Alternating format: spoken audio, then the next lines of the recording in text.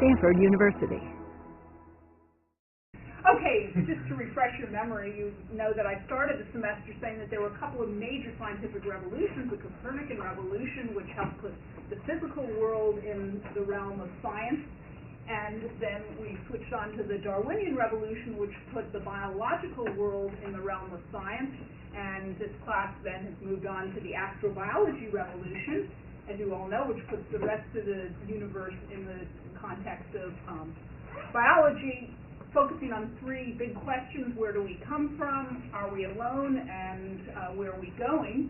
And if you look at those for just a second, now that you've had half a semester and here or more, you realize that not one of these could really be approached properly without understanding evolution and without the insights that Darwin had. And so sometimes when I need to explain astrobiology to a hardcore biology professor, for example, I say, well, astrobiology is really evolutionary biology writ large, because we bring in much more of the physical environment. What are the principles behind evolution? Could it happen elsewhere? What are the physical and chemical conditions on the Earth that allow this particular form of evolution, and so on.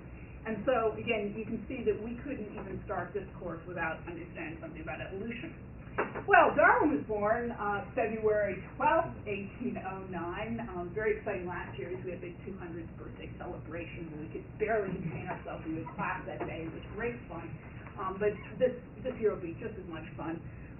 201 years ago tomorrow, many of you, I'm sure, will be taking the day off to celebrate. I've spent all day answering emails from students in the last few years wishing me a happy Darwin's birthday.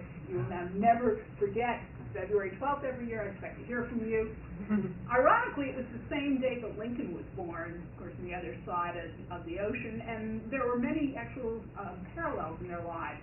They both, besides being born the same day, mother died at about the same time, and all sorts of different sort of fun parallels. Isn't that cute pictures? That's him as a little kid, obviously. He was the second son and the fifth child in a fairly large family.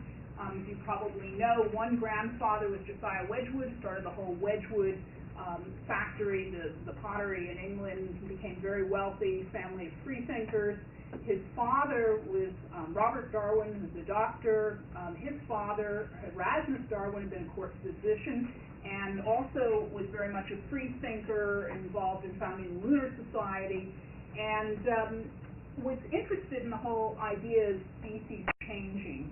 Wrote up some of his ideas in poetry form, just sort of test